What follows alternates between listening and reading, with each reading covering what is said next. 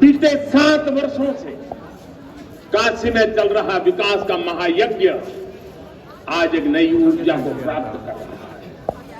काशी विश्वनाथ धाम का लोकार्पण भारत को एक निर्णायक दिशा देगा, एक उज्जवल भविष्य की तरफ ले जाएगा।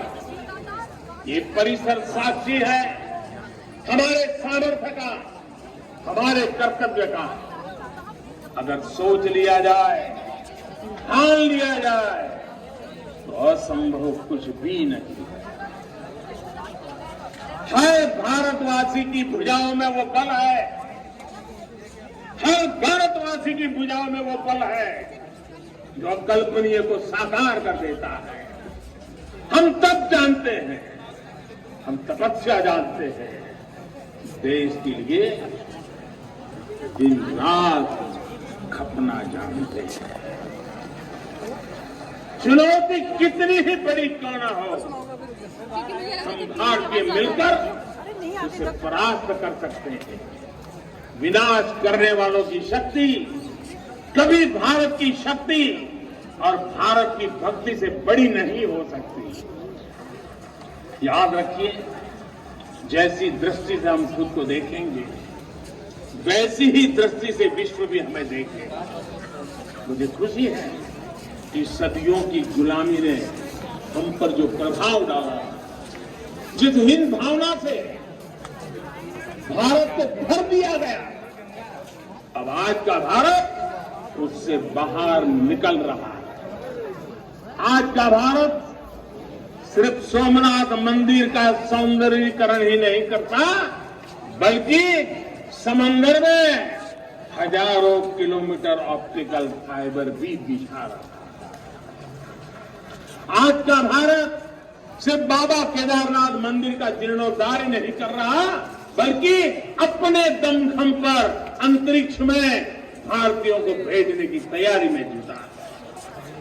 आज का भारत सिर्फ अयोध्या में प्रभु श्री राम का मंदिर ही नहीं बना रहा, बल्कि देश के हर जिले में मेडिकल कॉलेज भी बना रहा।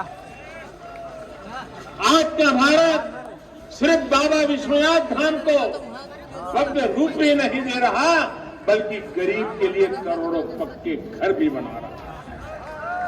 साथियों, नए भारत में अपनी संस्कृति का गर्व भी है और अपने सामर्थ्य पर उतना ही भरोसा है। नए भारत में विरासत भी है और विकास भी। आप देखिए, अयोध्या से जनकपुर आना जाना के लिए राम जन्म, जो भी कर्मचारी अधिकारीगण जो ड्यूटी में लगे हुए हैं, राम से जुड़े अलर्ट पोजीशन में अपने अपने पॉइंट पर हो जाए। वीआईपी का मूवमेंट होने वाला है। रामायण ट्रेन जो बोर्ड पर लगे हैं या पेट्रोलिंग में लगे हैं, घाटों पर लगे हैं, ये सभी लोग सतर्क हो जाए, अपने घाटों पर सतर्कतापूर्वक ड्यूटी में खड़े हो जाए। करतारपुर साहिब कॉरिडोर का निर्माण किया गया है। में लगे सभी कर्मचारी हेमकुंड साहिब जी के अपने अपने पॉइंटों पर सतर्कता से खड़े हो जाए। तैयारी है। उत्तराखंड में 4 धाम सड़क महापरियोजना पर भी तेजी से काम जारी है। भगवान विठ्ठल के करोड़ों भक्तों के आशीर्वाद से श्री संत ज्ञानेश्वर महाराज पालकी मार्ग और संत तुकाराम महाराज पालकी मार्ग का भी काम अभी कुछ हफ्ते पहले शुरू हो चुका है। साथियों, केरला में गुरुवायूर मंदिर हो या तमिलनाडु में कांचीपुरम वेलंकानी, तेलंगाना का जोगलांबा देवी मंदिर हो या फिर बंगाल का बेलूर मठ, गुजरात में द्वारका जी हो या फिर अरुणाचल प्रदेश का परशुराम कुंड, देश के अलग अलग राज्यों में हमारी आस्था और संस्कृति से जुड़े ऐसे अनेकों पवित्र स्थानों पर पूरे भक्ति भाव से काम किया गया है, काम चल रहा है। भाइयों और बहनों, आज का भारत अपनी खोई हुई विरासत को फिर से संजो रहा है। यहाँ काशी में तो माता अन्नपूर्णा खुद विराजती है। मुझे खुशी है कि काशी से चुराई गई मां अन्नपूर्णा की प्रतिमा एक शताब्दी के इंतजार के बाद 100 साल के बाद अब फिर से काशी में स्थापित की जा चुकी है। माता अन्नपूर्णा की कृपा से कोरोना के कठिन समय में देश ने अपने अन्न भंडार खोल दिए।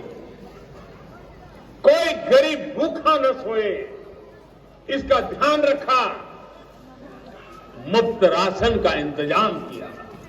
साथियों, जब भी हम भगवान के दर्शन करते हैं, मंदिर आते हैं, कई बार ईश्वर से कुछ मांगते हैं,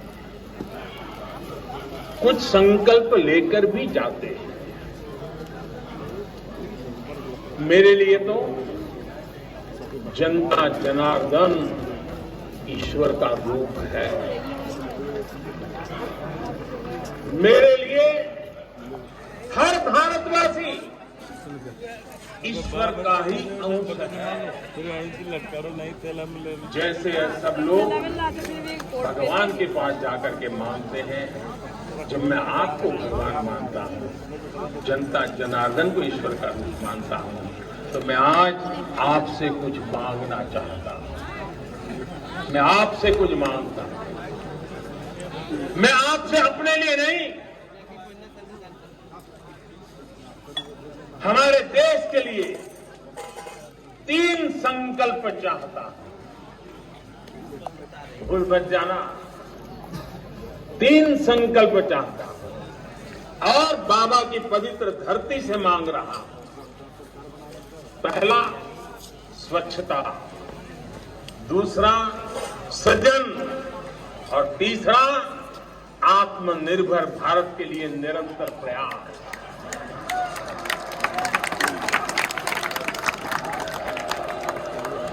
स्वच्छता जीवन शैली होती है, स्वच्छता अनुशासन होती है। ये अपने साथ कर्तव्यों की एक बहुत बड़ी श्रृंखला लेकर आती है।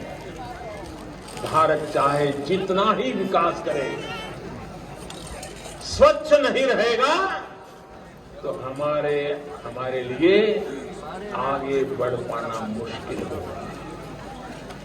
इस दिशा में हमने बहुत कुछ किया है, लेकिन हमें अपने प्रयासों को और बढ़ाने होंगे। कर्तव्य की भावना से भरा आपका एक छोटा सा प्रयास देश की बहुत मदद करेगा। यहाँ बनारस शहर में, घाटों पर स्वच्छता को हमें एक नए स्तर पर लेकर जाना है। गंगा जी की स्वच्छता के लिए उत्तराखंड से लेकर बंगाल तक इतने ही प्रयास चल रहे हैं।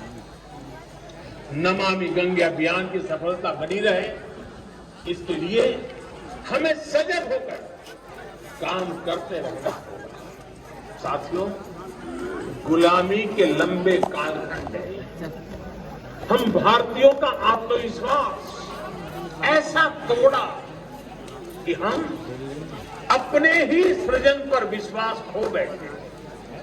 आज हजारों वर्ष पुरानी इस काशी से मैं हर देशवासी का आह्वान करता हूं,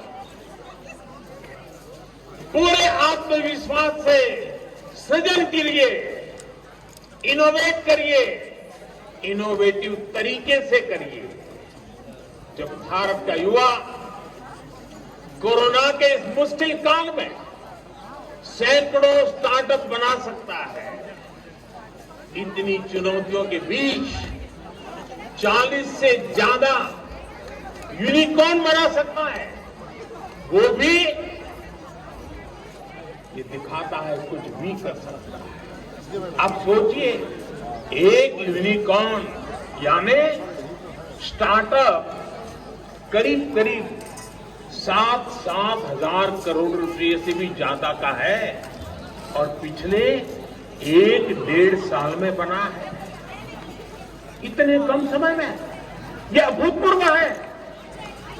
हर भारतवासी जहां भी है, जिस भी क्षेत्र में है, देश के लिए कुछ नया करने का प्रयास करेगा। तभी नए मार्ग मिलेंगे, नए मार्ग बनेंगे और हर नई मंजिल पाकर रहेंगे। भाई और बहनों, तीसरा एक संकल्प जो आज हमें लेना है वो है आत्मनिर्भर भारत के लिए अपने प्रयास बढ़ाने का।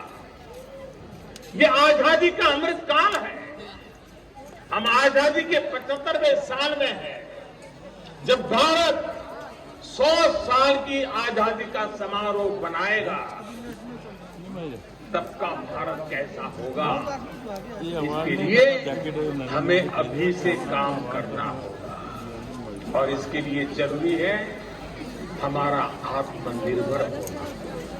जब हम देश में बनी चीजों पर गर्व करेंगे, जब हम लोकल के लिए वोकल होंगे, जब हम ऐसी चीजों को खरीदेंगे जिसे बनाने में किसी भारतीय का पसीना बहा हो, तो इस अभियान को मदद करेंगे।